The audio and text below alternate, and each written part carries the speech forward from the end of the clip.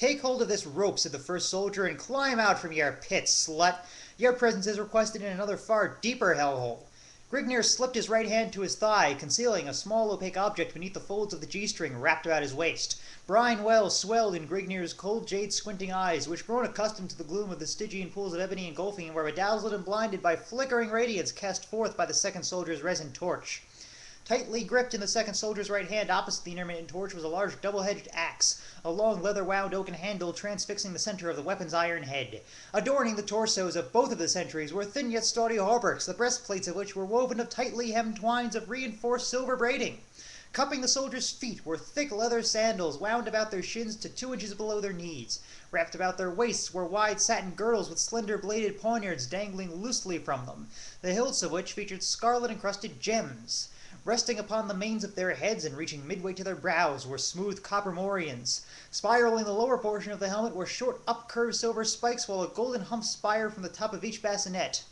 Beneath their chins, wound about their necks, and draping their clad shoulders, dangled regal purple satin cloaks, which flowed midway to the soldiers' feet. Hand over hand, feet braced against the dark walls of the enclosure, huge Grignr ascended from the moldering depths of the forlorn abyss.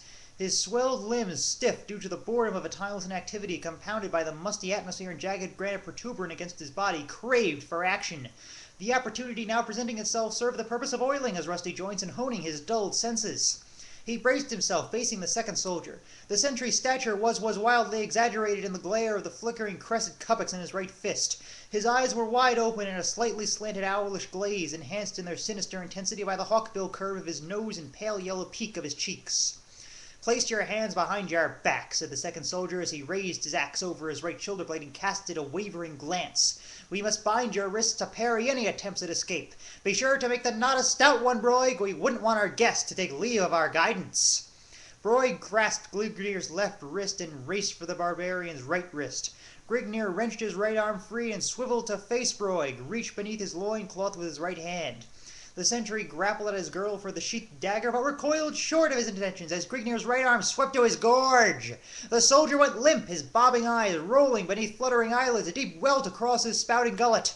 Without lingering to observe the result of his efforts, Grignr dropped to his knees. The second soldier's axe clept over Grignr's head in a blaze of shivered ferocity, severing several scarlet locks from his scalp. Coming to rest in his fellow's stomach, the iron head crashed through mail and flesh with splintering force, spilling a pool of crimson entrails over the granite paving. Before the sentry could wrench his axe free from his comrade's carcass, he found Grignr's massive hands clasped about his throat, choking the life from his clamped lungs. With a zealous grunt, the accordion flexed his tightly corded biceps, forcing the grim-faced soldier to one knee. The sentry plunged his right fist into Grignr's face, digging his grimy nails into the barbarian's flesh. Ejaculating a curse through rasping teeth, Grignr surged the bulk of his weight forward, bowling the besieged soldier over upon his back. The sentry's arms collapsed to his thigh, shuddering convulsively, his bulging eyes staring blindly from a bloated cherry-red face. Rising to his feet, Grignr shook the blood from his eyes, ruffling his surly red mane as a brush fire swaying in the nighttime breeze. Stooping over the spur-spiraled corpse of the first soldier, Grignr retrieved a small white object from a pool of congealing gore. Snorting a gusty billow of mirth, he once more concealed the tiny object beneath his loincloth, the tediously honed pelvis bone of the broken rodent. Returning his attention towards the second soldier, Grignr turned to the task of attiring his limbs. To move about freely through the dim recesses of the castle would require the grotesque garb of its soldiery. Utilizing the silence and stealth acquired in the untamed climes of his childhood, Grignr slunk through twisting corridors and winding stairways, lighting his way with the confiscated torch of his dispatched guardian. Knowing where his steps were leading to, Grignr meandered aimlessly in search of an exit from the chateau's dim confines. The wild blood coursing through his veins yearned for the undefiled freedom of the livid wilderness lands. Coming upon a fork in the passage, he shrieked, voices accompanied by clinking footfalls discerned to his sensitive ears from the left corridor. Wishing to avoid contact, Grignr veered to the right passageway.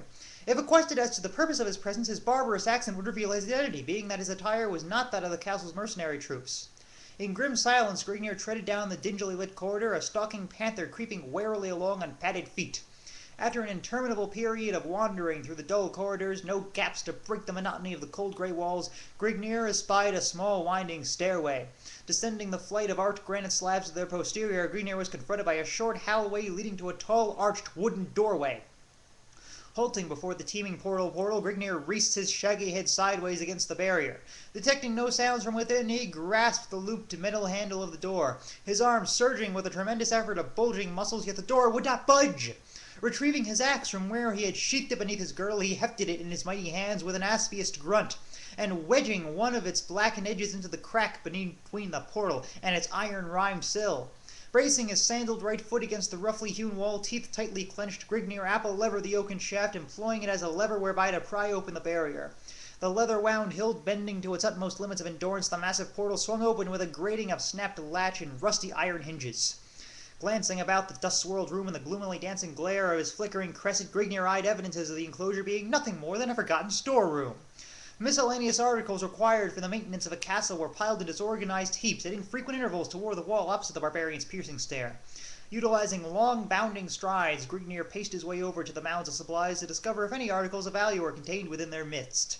Detecting a faint clinking sound, Grignr sprawled to his left side with the speed of a striking cobra, landing harshly upon his back. Torch and axe loudly clattering to the floor in a morass of sparks and flame. An elm-woven board leaped from collapsed flooring, clashing against the jagged flooring and spewing a shower of orange and yellow sparks over Grignr's startled face.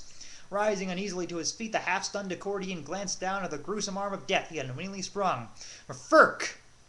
If not for his keen auditory organs and lightning-steeled reflexes, Grignr would have been groping through the shadowed hell pits of the Grim Reaper. He had unknowingly stumbled upon an ancient, long-forgotten booby-trap, a mistake which would have stunted the perusal of longevity of one less agile. A mechanism similar in type to that of a miniature catapult was concealed beneath two collapsible sections of granite flooring. The arm of the device was 4 feet long, boasting razor-like cleats at regular intervals along its face with which it was to skewer the luckless body of its would-be victim. Grignr had stepped upon a concealed catch which released a small metal latch beneath the two granite sections, causing them to fall inward and thereby loose the spiked arm of death they precariously held in.